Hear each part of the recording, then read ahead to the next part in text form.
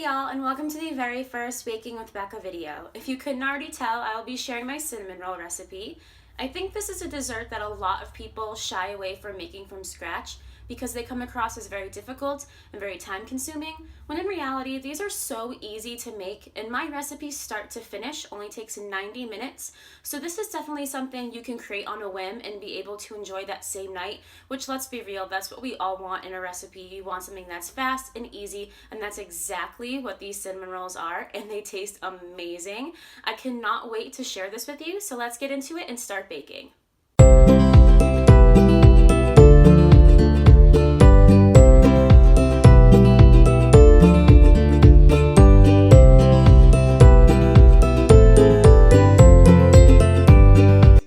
Okay y'all, so we are going to start with a milk and butter mixture. You just want to heat these together until the butter has fully melted. I did this in the microwave for 30 seconds. Now we are using this to proof our yeast, and we are just making sure that it is still active because just like any other food item, it does have a shelf life. If it has expired, it will simply sink to the bottom of the bowl, but we are looking for it to form a foam on top. So we are going to cover it and let it proof for 5 minutes. And then once this time is up, we will uncover our bowl, and that is exactly how we want it to look. And now that we know we are good to go, we will set that aside and move on to the next step in making our dough. So we will be combining all of the dry ingredients first, so our flour, our sugar,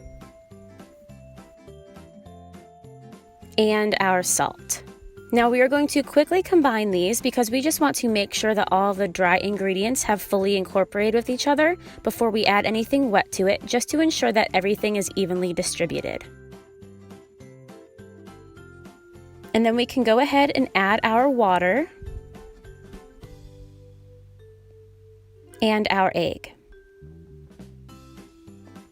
And then lastly, we can add our yeast mixture, and this will be the final ingredient in making our dough. Now I have a KitchenAid, so at this point I have attached my stand mixer. If you do not have one of these, that is completely okay. You can either do this by hand or with a wooden spoon. Now I am just letting this combine for about 1 minute, and then I'm going to add the remainder of our flour. Now I am just letting the KitchenAid knead the dough until it has started to pull away from the bowl. When you see it start to clean up that excess flour, we'll remove it from our mixer, and we are going to finish kneading it by hand. So you just want to flour whatever working surface you are using. And I kneaded this for about 3 or 4 minutes until I was happy with the texture of our dough. We want it to be very soft and elastic.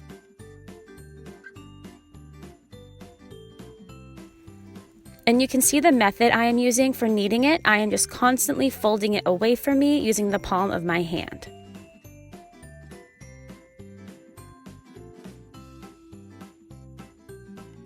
Now once we think our dough is ready, we can cover it.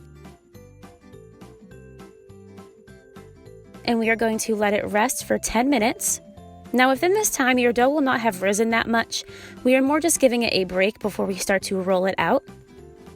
So we want to reflour our working surface, and then be sure to flour your rolling pin as well. Now this dough should be very soft. You shouldn't have to use much pressure at all to be able to shape it out to what you want. My rule of thumb when making cinnamon rolls is I like to make it the same size as whatever pan I am using. So if you are using a 9x9 pan, try and make it that shape. However, for this recipe, I will be using a 12x9, so that is the size I am going for.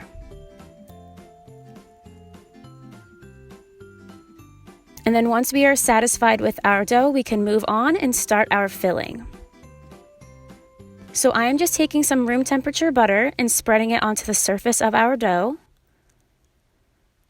And one important thing to remember for this step is you want to make sure you are getting all of the edges of your dough as well, because when it comes time to actually form our roll, the butter will almost act as a glue and keep them from coming apart.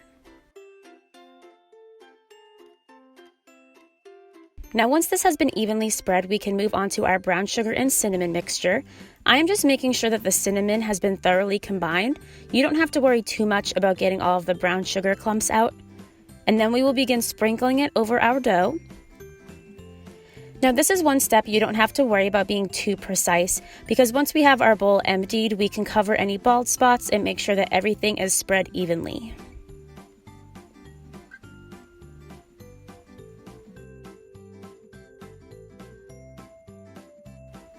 And now that we are done with our filling, we can begin making our roll. I don't know why, but this has always been my favorite part of making cinnamon rolls. I've always just found it to be so much fun. But one thing that is important to keep in mind for this step is to make sure that you are constantly pinching and tucking the underside. This will keep your rolls tight and prevent them from unwinding. Now we can start cutting, and you can see that I have already scored the top of my dough. This is just really good to use as a guide to plan out how many rolls you want to make. And then we can transfer our rolls over to our pan, and we are going to cover them and let them rise for 30 minutes. Now at this point is when I would preheat my oven. We are going to set it to 375 degrees. Now every oven is different, but these will take anywhere from 17 to 20 minutes to bake. I would recommend checking them at the 15-minute point just to make sure they don't become overdone. And once they get nice and golden brown on top, we can take them out of the oven. Now, as our rolls are cooling, we can begin making our icing. So we will take the cream cheese, the butter, vanilla extract, and a bit of salt. And then, of course, the powdered sugar. Now, I will be using my KitchenAid for this step again.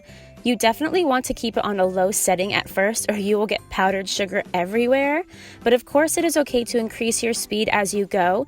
This will take about 2.5 minutes to get it nice and fluffy and ready to put on our rolls. Now at this point, our cinnamon rolls will still be fairly warm.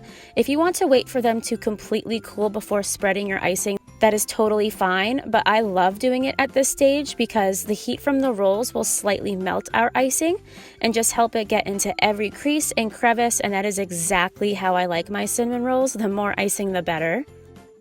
And once we are done spreading our icing, our cinnamon rolls are complete. These turned out so good, you guys. I am so happy with them. If any of you decide to try this recipe, definitely let me know in the comments below. I really want to hear how these turned out for you.